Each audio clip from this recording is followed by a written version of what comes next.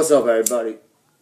Joey G for the Sunday afternoon special. What's up? Just want to go on real quick. Just want to get something out of the way real quick before I get on. One thing is, skinny jeans are not cool, okay? Spandex jeans are not cool. For men. For females, yeah, they're made for females. But skin-tight jeans are not cool. I can understand, the baggy shit. That's out, you know what I mean? I used to sag my jeans real baggy. You know what I mean? And I still do sometimes. But, I mean, I know, that I'm 39 years old now, and, I can't be, sagging them like that all the time. Even though I still wear my shit baggy sometimes. If I'm going to wear regular jeans, though, I wear regular jeans. Like these. These are regular jeans. You know what I'm saying? They ain't tight. They're cool. I don't got my belt on, but I'm saying they're regular jeans. Men jeans. Regular jeans. You know what I'm saying? Not spandex. I see dudes wearing jeans like this. Stuck to themselves. And they sag them. What are you doing? It's not cool. It's just, I was just looking at all this shit on YouTube. And, dudes, a lot of dudes agree with me. Maybe it's because I grew up in the 90s. You know what I mean? And if we saw somebody wearing tight jeans, we clowned them. Maybe even sometimes wedgied them. So, you know what I mean? That shit's just gay to me. I just had to get that off my chest. I mean, I could see wearing regular, straight-legged jeans. I mean, because that's what I have on right now. You know what I'm saying? But butt huggers, I saw a dude with some the shit was stuck to him. A lot of dudes. I mean, and they claim they're gangsters. If you're a gangster, where do you hide your gun, dog? Where? If you're hiding it in your pants, you must have, the mark of it against your friggin', around your friggin' testicle. You know what I'm saying? Because, your pants must just be so tight. I mean, and it's followers. You know what I'm saying? It's the same thing when everybody wore them baggy in the 90s. Some people didn't like them baggy, but they wore them because they were followers. Me, I never followed anybody. I wore what I want to wear. You know what I'm saying? And that's it. But spandex pants, dudes wearing, that's not cool. It's not gangster. It's gay. And I'll leave it at that. Okay? All right. This is rebooking the WWE. All right. And what I do with some situations, I'm going to start at the very top with Roman Reigns. I'm going to pitch this idea. This is what you do to save Roman. Actually, there's two things I'll go on to. And this is basically how to save the main event. You know what I mean? Which is Roman Reigns. He's the world champion. This is what I would do. This is exactly what I would do. The Roman Empire. And this is exactly, this is what you would do. And this involves Brock Lesnar, too. And it involves a good storyline you could go into. And I'm going to pitch it right now. Roman Reigns at Extreme Rules, finally, they pull the trigger. He goes heel, okay? Starts pounding on AJ, He has to get over and become a real heel. Not like what he did to AJ a few weeks ago on Raw. And then, he can't even make it like he lost. Like they say, oh, Roman Reigns has lost it. They couldn't even make it look like he lost it right. You know what I mean? He still looked like, like he didn't look like a heel. What you got to do is get him some heat. Let him, get in an argument with the crowd. I don't care. You know what I mean? You booed me. I'm the man. That's it. Not I'm a good guy, a bad guy, or the guy. I'm the man. I'm the man. That's all you got to say. Don't even speak. Sometimes, don't talk at all, Roman. And that's where the mouthpiece comes in. You start the Roman Empire. Roman Reigns. You have Gallows and Anderson turn on AJ Styles. They go with Roman. You can't, like I said before, you can't put the Usos in there. You're going to look like the friggin' Samoan SWAT team. For real, you don't want that. You put Gallows and Anderson in there with Roman. You put Eva Marie, a heel chick, with Roman. The fans already don't like Eva Marie already. Then you put Samoa Joe. Because he's going to lose the NXT title to Finn Balor. Finn Balor's going to be in NXT for another 3-4 months. He loves NXT. Samoa Joe's ready for the main roster. As a matter of fact, I don't even think he should have went to NXT. He should have came right to the main roster like AJ. I don't even know why Bobby Roode's going to NXT. EY too. I don't understand why them dudes are going to NXT. They know how to wrestle. You know what I mean? But anyway, so then you got Samoa Joe. So you got Roman Reigns, Luke Gallows, Carl Anderson, Samoa Joe, Eve Marie. You need one guy that could solidify that all. One guy that could be the manager and the brains of it all. And who's that guy? Who could get Roman over and get them all. Well, the Bullet Club, Gallows and Anderson are already over. Samoa Joe hasn't even stepped foot in the WWE ring yet, and he's over. Okay? He's over in TNA, he's over in NXT. Roman's the one who's got to get over. Eva Marie's even over as a heel. You know what I mean? You got to get Roman over as a true heel. And who's the guy to do that? Paul Heyman. You put Paul Heyman with Roman's Empire. You build a storyline out of it. Brock's not on TV and probably won't be back till at least, what's the pay-per-view before SummerSlam this year? I think the Elimination Chamber's in July. So you don't bring Heyman. Brock's not going to be back till at least then. So you have Heyman come out, and he's in charge of the Roman Empire. It's Paul Heyman, Eva Maria, Roman, Gallows and Anderson, and Samoa Joe. Paul Heyman's the mouthpiece, and he will make it great. He will make it money. People will say, Paul, you're with Brock. Brock understands. Brock's still my client, but I'm attending to the Roman Empire. Now, Brock comes back. He doesn't like it. There goes a feud right there. Brock face, Roman heel, SummerSlam, Mad Money. There you go.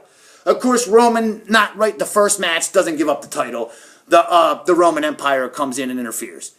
There you go. Then you got Roman over as a heel, and he don't even got to talk much. He just got Paul Heyman talking for him. Paul Heyman's great, you know what I mean, for Brock Lesnar, but Paul Heyman's better fitted in a heel situation. And that's basically what I'm saying with the Roman Empire. If anybody remembers, the Dangerous Alliance, one of my favorite factions of all time. The Roman Empire with Roman Reigns, Gallows and Anderson, Samoa Joe, Eva Marie, and Paul Heyman as the brains of that whole Roman Empire. That is the money faction.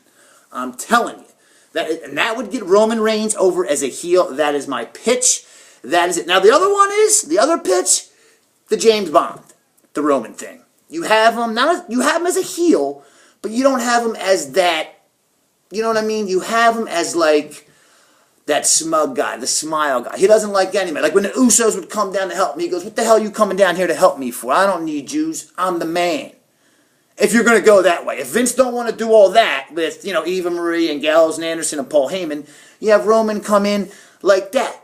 Like, you know what I mean? Smile like, go ahead, boo me. Come on. Keep letting it rain with boos. Come on. Come on.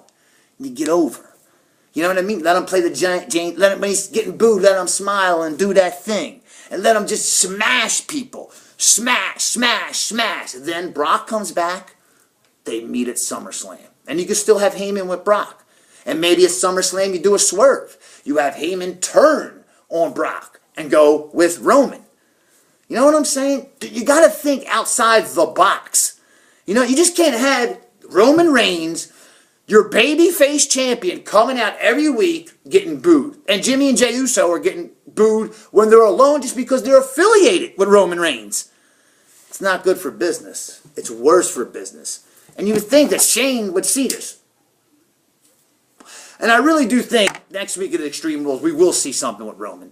We definitely will. We know that Vince has also said today on a tweet that 4 major superstars are coming back at the end of this month. And I know who they are. John Cena, Randy Orton, Seth Rollins, and Bray Wyatt. Thank God. Nobody go because we really need them 4 guys back bad. And I'm not even saying Cena and Orton. I'm saying the youth. Seth Rollins and Bray Wyatt we need back. Cena and Orton, of course, but I'd rather have Seth and Bray back because they're the future. We've already seen what Cena can do, and Orton's one of my favorite wrestlers of all time, but we've already seen what Randy can do. I want Randy to come back and Cena. I want to see Seth. Out of all of them, I want to see Seth come back first. I mean, because Seth is that guy who's going to carry the WWE to the next 10, 15 years. Believe that. But, I mean, it's just the whole WWE and the United States title. That title meant so much a year ago. I mean, when Cena was the U.S. champion and Brock was the world champion, the U.S. title was the most important title on the show. Now it's on the pre-show. I mean, and you got Kalisto. Kalisto, Rey Mysterio Jr. You know what I mean? He's not really, that's a sarcastic remark. But Rey Mysterio Jr. beating Ryback 3 times. And you heard what I said for Ryback. Ryback's no longer with a job. You know what I mean? But Kalisto's wearing that U.S. title. But believe me, Rusev will win that United States title. Rusev, Lana, great heels. Miz, Maurice, great heels. Stephanie McMahon, great heel. Kevin Owens, the greatest heel in the friggin' company. That guy is the greatest heel, and he gets cheered. But please, WWE, and I've said it before, do not turn Kevin Owens' face. Because WWE has this thing. And it's once somebody starts getting cheered, they change them face. But they didn't do that with Triple H. If you can remember, I'm going to go back in time to 2000, when Austin got hit by the car. And Triple H, Rikishi said it, and it looked like you were looking to see a Triple H face turn. And then Triple H, you know what I mean? The crowd was cheering him. So you think they're going to turn Triple H face. It was almost like, I can remember, in October of 2000, that Triple H was going to turn heel, or turn face. You know what I mean? And then he runs in the ring. It looks like he's going to help Austin, and bang, cracks him with the sledgehammer. And he goes, Austin, now you know, you dumb son of a bitch. It was me. And he said, who had the most to gain? I married the boss's daughter. I was the champion. I headlined every pay-per-view. You know what I mean? But like, they teased it. You know what I mean? Like, the crowd was cheering, and you think they were going to turn Triple H into a face, and they didn't, because Triple H liked being a heel. Kevin Owens, don't ever turn him into a face. At least within the next year. He is a great heel. Like The Miz, they tried to turn him face. It just didn't work, because The Miz is just hated. You know what I mean? I like The Miz. I mean, there's people that you love the hate. You know what I mean? That you just love the boo. Like the King says, booing Roman Reigns is fun. But they're booing him not because they like him. They're booing him because he's horrible. And now I am starting to blame Roman Reigns for it, because you're the world champion. You have some say, bro. You have some say. Vince, I'm tired of getting booed. Let me get something off my chest like you let my cousin do, The Rock. You know what I'm saying? Open your mouth, Roman, because you're getting booed. You're getting rained on with boos. Not because they like you. Not because they think you went heel, because you suck. There's pictures on YouTube. You still suck.